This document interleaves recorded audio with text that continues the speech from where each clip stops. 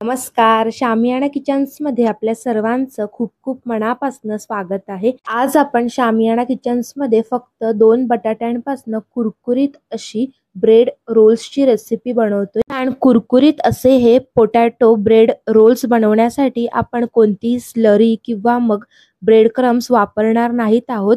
छान भन्नाट अशी एक ट्रिक वापरून कुरकुरीत असे ब्रेड रोल्स तयार करणार आहोत। चला तर मग वेळ न घालवता रेसिपीला सुरुवात करूयात।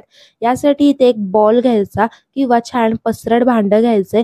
यामध्ये 2 उकडलेले बटाटे साल काढून घ्यायचे आहेत आणि छान मॅश करून घ्यायचे। इथे तुम्ही हाताच्या मदतीने देखील मॅश करू शकता। छान बटाटा मॅश करून घ्यायचे। हाताच्या मदतीने किंवा खिसणीने देखील तुम्ही छान उकडलेले बटाटे किसून घेऊ शकता। इथे बटाटे मॅश करून घेतलेत। यानंतर पुढे लागणारं साहित्य पाहूयात। इथे फिलिंग बनवण्यासाठी आपण बारीक चिरून घेतलेली कोथिंबीर घेतोय। त्याचबरोबर याने अर्धी शिमला मिरची बारीक अशी चिरून घेतलेली आहे। एक मध्यम आकाराचा कांदा बारीक चिरून घ्यायचा आहे। यानंतर इथे जिरं भरड काढून घेतलेलं आहे, भाजून घ्यायचे आणि जाडसर वाटायचे। खलबत्त्यामध्ये किंवा मिक्सरमध्ये एकदा दोनदा फिरवून घ्यायचे। यानंतर इथे एका पॅन मध्ये तूप किंवा तेल घालायचे, छान पसरवून घ्यायचे। यामध्ये बारीक चिरून घेतलेला कांदा घालायचा, छान तेल किंवा तूप गरम करायचे नंतरच घालायचे जेणेकरून छान तळलं जातं। कांद्याच्या बरोबरीने यामध्ये आपण शिमला मिरची घालतोय। शिमला मिरची देखील छान बारीक अशी चिरून घ्यायची आहे आणि यामध्ये घालून छान सॉटे करायचे। 2-3 मिनिटं परतल्यानंतर यामध्ये आपण भरड काढलेले जिरे घालणार आहोत। त्याचबरोबरीने आलं, लसूण, मिरची याची पेस्ट घालतोय। छान आलं लसणाचा वास जाईपर्यंत परतून घ्यायचे। हे सर्व जिन्नस आपण गॅसवरती परतून घेतोय जेणेकरून कच्चा वास राहणार नाही। यामध्ये चवीनुसार मीठ घालायचे। छान 3 ते 4 मिनिटभर वास जाईपर्यंत परतून घ्यायचे या जिन्नसांचा। यानंतर यामध्ये उकडलेलं मॅश करून घेतलेलं बटाटा घालायचे, छान मिक्स करून घ्यायचं आहे। यामध्ये डायरेक्ट तुम्ही बटाटा चुरून घेऊ शकता किंवा सुरुवातीला मॅश करून घेतलं तरीही चालेल। आपण सुरुवातीला घेतलेलं आहे। यानंतर यामध्ये चवीनुसार साखर घालायची आहे, पिठी साखर देखील घालू शकता। यानंतर बारीक चिरून घेतलेली कोथिंबीर घालायची आणि एकजीव असं मिक्स करून घ्यायचं आहे। बटाट्याचं मिश्रण आणि भाज्यांचं मिश्रण छान 2 मिनिटभर परतून घ्यायचे। ही बटाट्याची फिलिंग छान घरगुती साहित्यामध्येच तयार होते। वर्ण लिंबाचा रस पिळायचा जेणेकरून चटपटीत असा स्वाद येतो। पुन्हा मिक्स करून घ्यायचं आहे। इथे आपली बटाटा आणि भाज्यांची फिलिंग तयार झालेली आहे।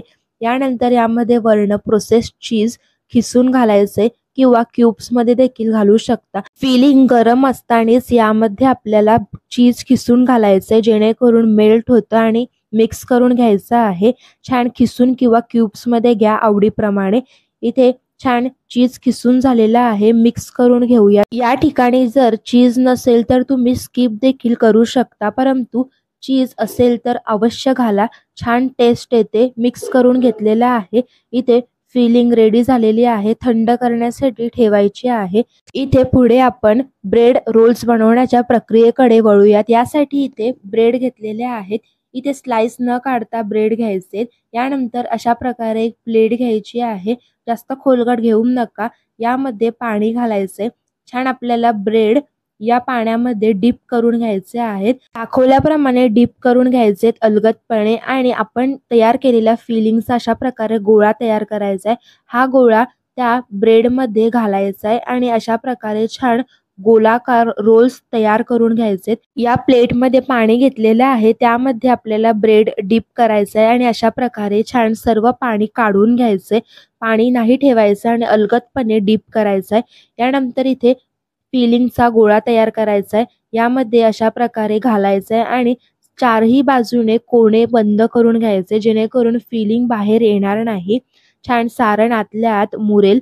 इथे अशा प्रकारे छान दाबून गोळा तयार करून घ्यायचा आहे। चारही कोणे दाबायचे। इथे आपण ब्रेडच्या किनाऱ्या देखील कटिंग केलेल्या नाहीत। छान अशा प्रकारे रोल्स बनवून घेतलेले आहेत। इथे आपले सर्व रोल्स बनवून तयार झालेले आहेत। छान 2 बटाट्यामध्ये आपले 6 रोल तयार झालेत। इथे छान दाबून घ्यायचे, कोटिंग छान द्या किनारीची जेणेकरून फिलिंग तळताना बाहेर येत नाही।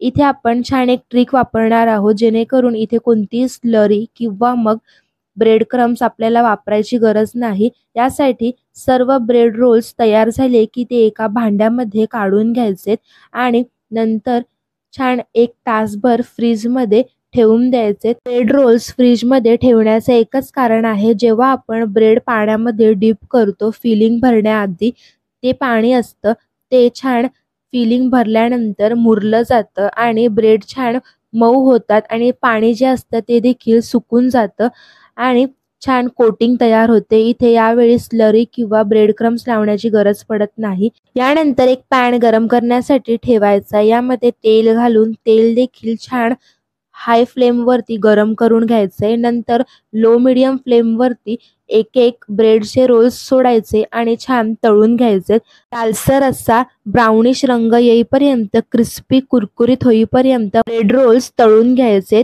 छान ब्रेड रोल्स तयार होतात। अशाच प्रकारे सर्व ब्रेड रोल्स तळून घ्यायचे। इथे भरपूर तेलामध्ये आपण हे ब्रेड रोल्स तळून घेतलेले आहेत, त्यामुळे टिश्यू पेपरचा वापर करा। कितीही न म्हणता तेल तर राहतच। तेलातनं ब्रेड क्रम्स बाहेर काढताना झाऱ्याने ते थोडा वेळ किनारीला अशा प्रकारे ठेवा, जेणेकरून तेल छान नितळलं जाईल। इथे क्रिस्पी करारे कुरकुरीत असे ब्रेड रोल्स तयार झालेले आहेत।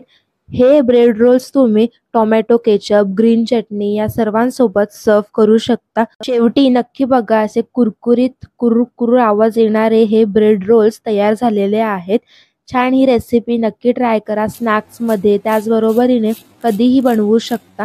फ्रीज न करता देखील बनवले तरीही छान होतील।